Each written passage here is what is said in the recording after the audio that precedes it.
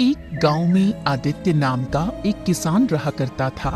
आदित्य बहुत ही सीधा साधा और नेक इंसान था, जो हमेशा लोगों की भलाई में विश्वास करता था। एक दिन आदित्य अपने खेत से अपने घर वापस लौटा ही था कि तभी उसकी पत्नी रुक्मणी उससे बोली, मैं आपकी ही काफी देर से प्रतीक्षा कर रही थी। क्या हुआ रुक्मणी? आज सुबह से राधा ना तो कुछ खा रही है न पी रही है, बस गुमसुम लेटी हुई है। चिंता मत करो, मैं देखता हूँ।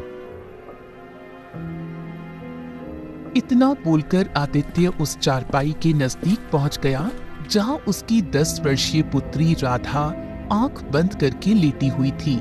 आदित्य को अपने पास देखकर 10 वर्षीय राधा ने अपनी आंखें खोल ली। क्या हुआ राधा? तुम्हारी माँ बता रही हैं कि तुमने सुबह से कुछ खाया पिया नहीं। अगर तुम ऐसे ही भूखी रहोगी तो तुम और ज्यादा कमजोर हो जाओगी। पिताजी, मुझे भूख नहीं लग रही और मेरे शरीर में पूरी तरह से दर्द हो रहा है। राधा की बात सुनकर आदित्य की आंख में आंसू आ गए, क्योंकि आदित्य की 10 वर्षीय पुत्री राधा काफी समय से बीमार चल रही थी। आदित्य अपनी आंखों से आंसू पोंछते हुए बोला, चिंता मत कर राधा, तू बिल्कुल स्वस्थ हो जाएगी। इतना बोलकर आदित्य अपनी पत्नी के पास आकर खड़ा हो गया। आखिर आप राधा को और मुझे कब तक झूठी तसल्ली देते रहेंगे? आखिर मेरी पुत्री को ऐसी कौन सी बीमारी लग गई है जो वो ठीक होने का नाम ही नहीं ले रही? तुम चिंता मत करो रुक्मणी, राधा की वजह से ही मैं खेत में कड़ी मेहनत कर रहा हूँ। मेरी फसल गांव में सबसे ज्यादा अच्छी उगी है। कल फसल की कटाई है। कल मैं फसल को राज्य में अच्छे दामों में बेच कर आऊंगा और उसके बाद हम अपनी पुत्री राधा का किसी अच्छे वैद्य जी के पास इलाज कराएंगे। हमारी बेटी ठीक तो हो जाएगी ना? रुक्मणी, मैं हमेशा लोगों की भलाई के बारे में सोचता हूँ और बचपन से मैंने एक ही बात सीखी है, कर भला तो हो भला। मैंने किसी का बुरा नहीं किया, तो विश्वास करो मेरे साथ भी बुरा नहीं होगा। इतना बोलकर आदित्य अपने घर से बाहर चला गया। कुछ देर तक आदित्य गहरी सोच में गुमसुम चलता हुआ एक झोपड़ी के पास खड़ा हो गया। उस झोपड़ी के बाहर एक बूढ़ा व्यक्ति बैठा हुआ था, जो कि आदित्य के गांव का एक बहुत बड़ा वैद्य था। वैद्य आदित्य की ओर देखकर बोला, क्या हुआ आदित्य? तुम्हारे चेहरे पर चिंता की लकीरें क्यों झलक रही हैं? आज मेरी पुत्री राधा ने सुबह से कुछ नहीं खाया और आज मेरी पत्नी भी मुझसे पूछ रही थी कि आखिर राधा को ऐसी कौन सी बीमारी लग गई है जो वो ठीक होने का नाम ही नहीं ले रही। इतना बोलकर आदित्य फूट फूट कर रोते हुए वैद्य से दोबारा बोला, अब मैं अपनी पत्नी से ज्यादा दिन तक झूठ नहीं बोल पाऊंगा। आदित्य की बात सुनकर वैद्य कुछ देर तक गहरी सोच में गुम रहे। कुछ देर बाद वो आदित्य के चेहरे को बहुत ही गौर से देखते हुए बोले, देखो आदित्य, मैंने तुमसे पहले ही कहा था कि तुम्हारी पुत्री को एक विचित्र बीमारी है और उसका इलाज संभव नहीं है। लेकिन मैं तुमसे ये नहीं कहूँगा कि तुम उसका किसी दूसरे वैद्य से इलाज नहीं करवाओ। केशव नगर राज्य में एक बहुत बड़े वैद्य रहते हैं, जो कि मेरे गुरुजी भी हैं। तुम्हें जाकर उनसे मिलना चाहिए, परंतु वहां जाने से पहले तुम्हें धन का इंतजाम कर लेना चाहिए। कल मैं अपनी फसल काट कर राज्य में अच्छे दामों पर बेच कर आऊंगा और फिर उसके बाद मैं अपनी पुत्री को उन्हीं वैद्य के पास ले जाऊंगा जो आपके गुरु हैं। मुझे विश्वास है कि मेरी पुत्री सही हो जाएगी। ईश्वर करे ऐसा ही हो। वैद्य की बात सुनकर आदित्य अपने घर पर चला गया।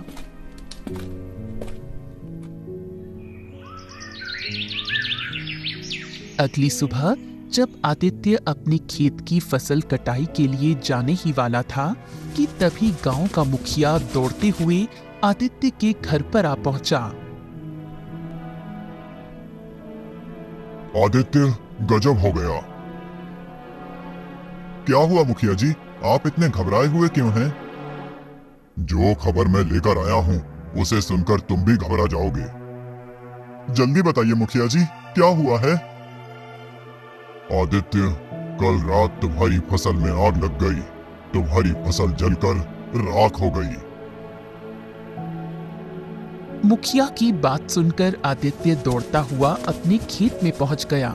आदित्य ने देखा कि उसकी सारी फसल जलकर राख हो चुकी है। आदित्य अपना सर पकड़कर रोने लगा। तभी वहां मुखिया आ पहुंचा। आदित्य मुखिया की ओर देखकर रोते हुए बोला, अब मैं क्या करूं मुखिया जी? सोचा था कि इस फसल को बेचकर अपनी बिटिया राधा का केशव नगर राज्य के वैद्य से इलाज करवाऊंगा। अब मैं क्या करूं? समझ में नहीं आ रहा आदित्य कि तुम्हारे खेत में आग कैसे लगी।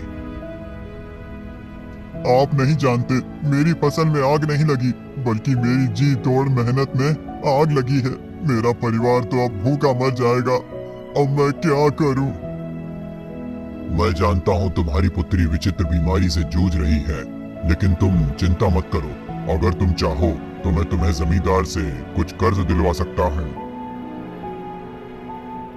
ये सुनकर आदित्य अपने आंसू पोंछते हुए बोला, मुखिया जी, मैं आपका यह एहसान जिंदगी भर नहीं भूलूंगा। मेरी पुत्री का इलाज होना बहुत जरूरी है। तो फिर चलो मेरे साथ।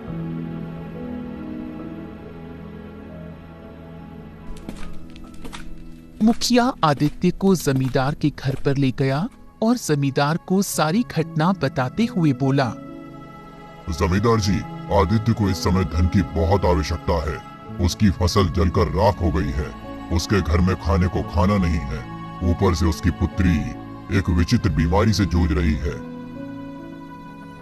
इस बेचारे के ऊपर तो एक साथ आफतों के पहाड़ टूट पड़े हैं। ठीक है, मैं इसे धन देने के लिए तैयार हूँ, लेकिन कुछ महीनों बाद मेरी पुत्री मोहिनी का विवाह होने वाला है। इसे सारी रकम ब्याज सहित वापस लौटानी होगी। मैं तैयार हूँ जमींदार जी। आप मुझे कर्ज के रूप में जितना भी धन दे देंगे, मैं उससे दोबारा खेती करने के लिए बीज खरीदूंगा और अपनी पुत्री का इलाज भी करवाऊंगा। जमींदार ने कुछ स्वर्ण मुद्राओं की थैली आदित्य को पकड़ा दी। आदित्य वो स्वर्ण मुद्राओं की थैली को लेकर अपने घर पर चला गया और सारी घटना अपनी पत्नी रुक्मणी को बताते हुए बोला, जमींदार तो बहुत ही अच्छे आदमी निकले रुक्मणी। अगर जमींदार जी मुझे कर्ज नहीं देते तो ना जाने क्या होता। मैं तो हिम्मत ही हार गया था। आप सही कहते हैं। अब हमें अपनी बेटी का इलाज कराने में देर नहीं करनी चाहिए। आदित्य उसी दिन अपनी पत्नी रुक्मणी के साथ अपनी पुत्री राधा को लेकर केशव नगर राज्य के उस बड़े वैद्य के पास चला गया। वो बूढ़ा वैद्य राधा की जांच पड़ताल करने के बाद बड़ी ही गंभीर अवस्था में आदित्य की ओर देखकर बोला, मुझे क्षमा करें आदित्य, तुम्हारी पुत्री का इलाज असंभव है। ये सुनकर आदित्य और उसकी पत्नी रुक्मणी बुरी तरह से घबरा गए। आप कहना क्या चाहते हैं? हम तो बड़ी उम्मीद लेकर आपके पास आए थे। आदित्य, कुछ विचित्र बीमारी ऐसी होती हैं जिनका इलाज भी बहुत विचित्र और दुर्लभ होता है। तुम्हारी पुत्री को भी ऐसी ही बीमारी है जिसका इलाज शायद ही इस संसार में हो। तुम अपनी पुत्री को यहाँ से ले जा सकते हो। आदित्य और रुक्मणी फूट फूट कर रोने लगे। वो दोनों उदास मन से अपनी पुत्री राधा को लेकर दोबारा अपने गांव वापस आ गए। अपने घर पर आकर रुक्मणी रोते हुए आदित्य से बोली, तो क्या हमारी पुत्री राधा कभी सही नहीं हो पाएगी? हिम्मत मत हारो रुक्मणी। मेरा मन अभी भी कहता है कि मेरी पुत्री राधा सही हो जाएगी। अरे केशव नगर राज्य के वैद्य ने अगर हार मान ली तो क्या हुआ? और भी राज्य में ऊंचे वैद्य हैं। मैं दूसरे राज्य के वैद्य के पास जाऊंगा, लेकिन फिलहाल तो खेत में काम करना भी जरूरी है, क्योंकि जमींदार का कर्जा भी चुकाना है।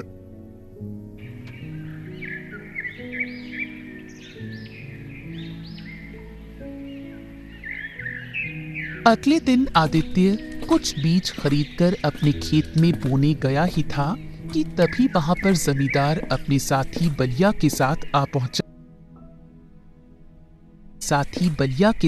पहुंचा और आदित्य की ओर देखकर बोला, मुझे मेरा कर्ज सूद सहित वापस चाहिए।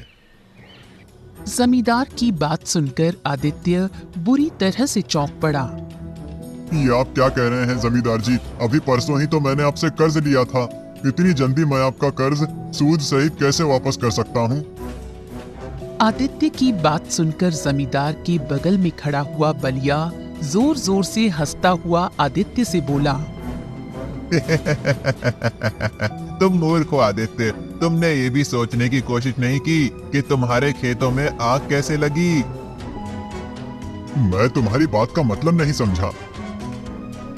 इसकी बात का मतलब मैं तुम्हें समझाता हूँ आदित्य। दरअसल मेरी नजर तुम्हारे खेत पर काफी समय से थी। मैंने ही तुम्हारे खेत में आग लगाई थी। जमींदार की बात सुनकर आदित्य बुरी तरह से चौंक पड़ा। हाँ, मैंने आग लगाई थी।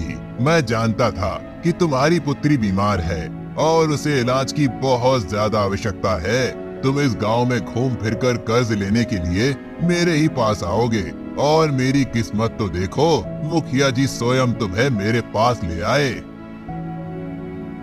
ये तो गलत है जमींदार। किसी की मुसीबत का फायदा उठाकर कभी भी कोई इंसान सुख से नहीं जी पाया। ये बातें सिर्फ सुनने में अच्छी लगती हैं आदित्य। इससे पहले कि मैं तुम्हें तुम्हारे खेत से धक्के मारकर बाहर निकालूं, यहाँ से निकल जाओ। आज से ये मेरा खेत है, क्योंकि मैं जानता हूँ कि तुम मेरी रकम सूद सहित 7 जन्मों तक नहीं चुका सकते। आदित्य समझ गया कि जमींदार की उसके खेत पर बुरी तरह से नीयत खराब हो चुकी है। आदित्य निराश होकर आंखों में आंसू लिए हुए अपने घर की ओर चल पड़ा। आदित्य आधा रास्ता पहुंचकर एक वृक्ष के नीचे बैठकर फूट फूट कर रोने लगा। आदित्य को नहीं पता था कि जिस वृक्ष के नीचे वो रो रहा था, उस वृक्ष के पीछे एक साधु बैठे हुए थे। आदित्य के रोने की आवाज सुनकर अचानक वो चौंक पड़े। वो साधु आदित्य के पास आकर बोले, क्या हुआ? तुम रो क्यों रहे हो? आदित्य रोते हुए सारी घटना साधु को बताते हुए बोला, मेरी पुत्री मौत की कगार पर खड़ी हुई है और मेरा खेत भी जमींदार ने मुझसे छीन लिया। तुम्हारे साथ वास्तव में बहुत बुरा हुआ है। अगर तुम्हारे साथ इतना बुरा नहीं हुआ होता तो मैं तुम्हें एक रहस्य कभी नहीं बताता। कौन सा रहस्य साधु महाराज? एक ऐसा रहस्य जिससे तुम्हारी पुत्री की विचित्र बीमारी सही हो सकती है और तुम इतने धनवान हो सकते हो जिसकी तुम कल्पना भी नहीं कर सकते। साधु की बात सुनकर आदित्य चौंकते हुए बोला, साधु महाराज, मैं केवल यही चाहता हूँ कि मेरी पुत्री स्वस्थ हो जाए। धन का क्या है? धन तो आता जाता है। धन तो मैं कभी भी मेहनत करके भी कमा सकता हूँ। मुझे तुम्हारी ये बात बहुत अच्छी लगी। अब मेरी बात ध्यान से सुनो। यहाँ से कुछ दूर एक घना और विचित्र जंगल पड़ता है। कहते हैं कि उस विचित्र जंगल में एक बहुत ही सुंदर झील बहती है। उस झील के किनारे एक दुर्लभ जादुई कमल का फूल उगता है। वो फूल केवल वही व्यक्ति प्राप्त कर सकता है जिसका मन लोभ और ईर्ष्या से दूर हो और जिसके मन में दूसरों के प्रति प्रेम और दया की भावना हो। जैसे ही तुम उस फूल को अपनी पुत्री के शरीर से स्पर्श करोगे, तुम्हारी पुत्री सही हो जाएगी। और अगर तुम एक बार उस विचित्र जादुई फूल से जितना भी धन मांगोगे, तुम्हारे पास उतना ही धन आ जाएगा। उसके बाद वो फूल गायब हो जाएगा, परंतु उस फूल तक पहुंचना बहुत ही असंभव काम है। साधु की बात सुनकर आदित्य बड़े ही आत्मविश्वास भरे लहजे में बोला, अपनी पुत्री की जान बचाने के लिए मैं बड़े से बड़ा खतरा उठाने के लिए तैयार हूँ साधु महाराज। तो फिर देर मत करो यहाँ से दाईं ओर दिशा में मुड़ जाओ।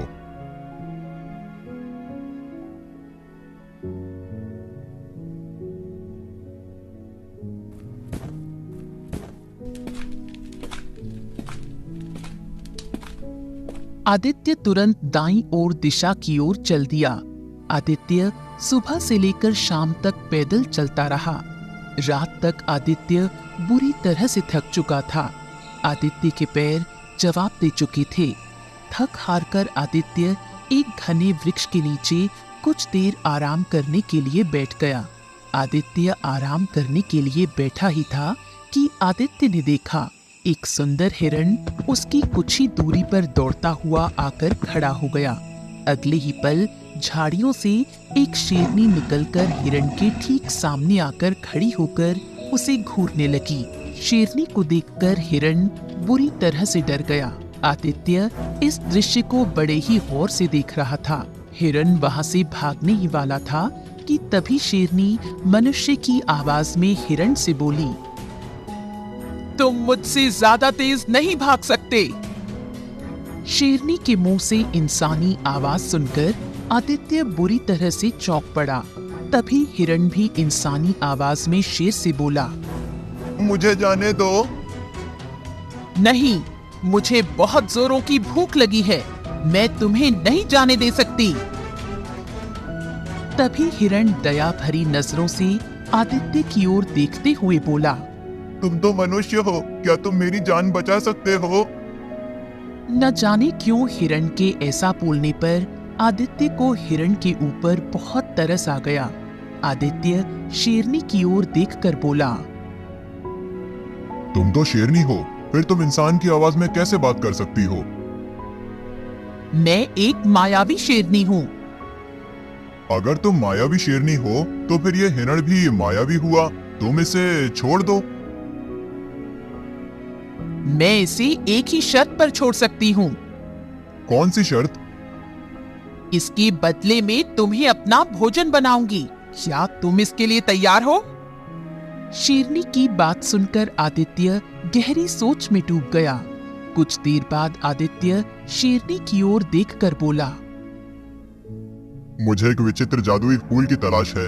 उस फूल के द्वारा ही मेरी बेटी की बीमारी सही हो सकती है। मुझे थोड़ा सा समय दे दो, मुझे उस फूल को अपने घर ले जाने दो। जैसे ही मेरी बेटी ठीक होगी, मैं तुरंत ही यहाँ पर आ जाऊंगा। नहीं, अगर इस हिरण की जान बचाना चाहते हो तो फिर तुम्हें अभी और इसी समय फैसला करना होगा। आदित्य ने देखा कि हिरण की आंखों में आंसू थे।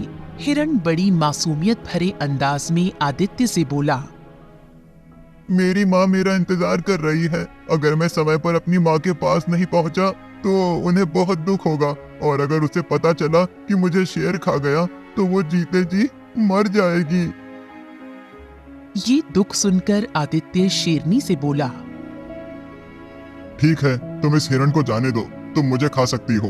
कर भला तो हो भला। अगर मैं इसका भला करना चाह रहा हूँ तो मुझे विश्वास है कि मेरा भी भला होगा। आदित्य ने इतना कहा ही था कि तभी हिरण रंग बिरंगी किरणों के साथ वहां से गायब हो गया और शेरनी रंग बिरंगी किरणों के साथ एक सुंदर लड़की में परिवर्तित हो गई। ये देखकर आदित्य आश्चर्य में पड़ गया। सुंदर लड़की आदित्य की ओर देखकर बोली, मैं वन देवी हूँ।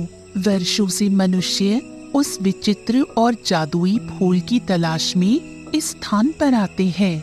मैं उनकी इसी तरह परीक्षा लेती हूँ, परंतु तुम पहले मनुष्य हो जो इस परीक्षा में पास हुए हो। अपनी आंखें बंद करो। कुछ क्षण बाद जब तुम अपनी आंखें खोलोगे तो स्वयं को एक झील के पास पाओगे। तुम्हें वो जादुई कमल का फूल उस झील के किनारे खिला हुआ मिल जाएगा। उस फूल को तोड़ने के बाद अपनी आंखें बंद कर लेना।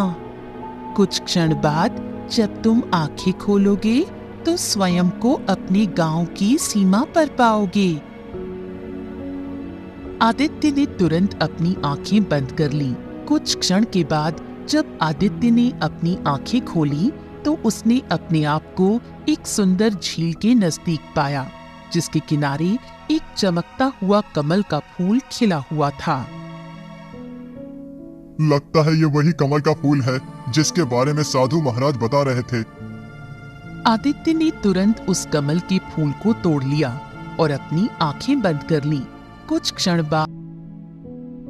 क्षण बाद जब आदित्य ने अपनी आंखें खोली तो उसने अपने आप को अपने गांव की सीमा पर पाया। आदित्य दौड़ता हुआ अपने घर की ओर चला गया।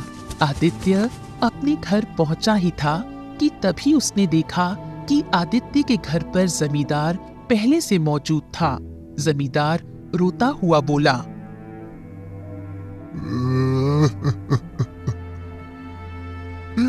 मुझे क्षमा कर दो आदित्य, मुझे मेरे किए की सजा मिल गई। कल रात मेरी बेटी बुरी तरह से बीमार पड़ गई। मैंने बड़े बड़े वैद्य को उसे दिखाकर देख लिया, परंतु वो ठीक नहीं हुई। वैद्य का कहना है कि वो बच नहीं सकती। अब मुझे एक नहीं बल्कि दो अर्थी का इंतजाम करना है। मेरी पत्नी मेरी बेटी से बहुत प्रेम करती है। अगर मेरी बेटी इस दुनिया में नहीं रही तो उसकी माँ भी उसकी मौत का सदमा बर्दाश्त नहीं कर सकेगी। मेरे हाथ में जो ये कमल का फूल देख रहे हो, ये एक चमत्कारी फूल है। अगर इसे अपनी बेटी के शरीर से स्पर्श करोगे तो वो बिल्कुल स्वस्थ हो जाएगी। मैं इसे विचित्र जंगल से अपनी बेटी की बीमारी को ठीक करने के लिए तोड़कर लाया था। तब तो तुम्हें अपनी बेटी को ठीक करना चाहिए आदित्य। मुझसे तुम्हारा दुख देखा नहीं जा रहा। तभी वो फूल आदित्य के हाथ से गायब हो गया और रंग बिरंगी किरणों के साथ एक सुंदर पुरुष वहां पर प्रकट हो उठा। सुंदर पुरुष आदित्य की ओर देखकर बोला, तुम वाकई मन के सच्चे इंसान हो आदित्य। तुम्हारे कारण मैं आज श्राप से मुक्त हो गया। तुम जिस झील के किनारे से वो कमल का पुष्प तोड़कर लाए थे, मैं उस झील का मायावी राक्षस था। मैं एक दिन एक साधु की साधना को भंग कर बैठा। साधु ने क्रोध में आकर मुझे श्राप दे दिया और मैं कमल के फूल में परिवर्तित हो गया।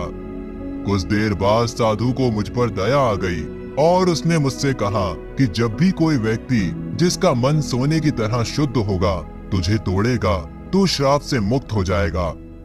तुमने मुझे श्राप से मुक्त किया है आदित्य। मांगो, क्या मांगते हो? पहले तो मैं ये चाहता था कि मेरी बेटी की बीमारी सही हो जाए, परंतु अब मैं चाहता हूँ कि जमींदार की बेटी की बीमारी भी सही हो जाए। तुम इससे अधिक और भी मांग सकते हो। बस मैं यही चाहता हूँ कि मैं जीवन भर स्वस्थ रहूं, क्योंकि मनुष्य का असली धन स्वास्थ्य होता है। ठीक है आदित्य, ऐसा ही होगा। इतना बोलकर वो सुंदर पुरुष वहां से गायब हो गया और आदित्य की बेटी ठीक हो गई। जमींदार आदित्य की ओर देखकर बोला, मुझे माफ कर दो आदित्य। मैंने तुम्हारे साथ कितना गलत किया, उसके बाद भी तुमने मेरी मदद की। मैं तुम्हारे खेत वापस करता हूँ और तुम्हें दिया हुआ कर्ज भी मैं माफ करता हूँ। इतना बोलकर जमींदार वहां से चला गया। घर पर आकर उसने देखा उसकी बेटी भी स्वस्थ हो चुकी थी। कुछ दिन बाद वही साधु आदित्य के पास आकर रहस्यमयी अंदाज में बोले, जब तुम मुझे पहली बार मिले थे, मैं समझ गया था कि तुम ही वही इंसान हो जो उस झील के राक्षस को श्राप से मुक्त कर सकते हो। उस झील के राक्षस को श्राप मैंने ही दिया था। साधु की बात सुनकर आदित्य मुस्कुराने लगा और साधु भी मुस्कुराते हुए वहां से चले गए।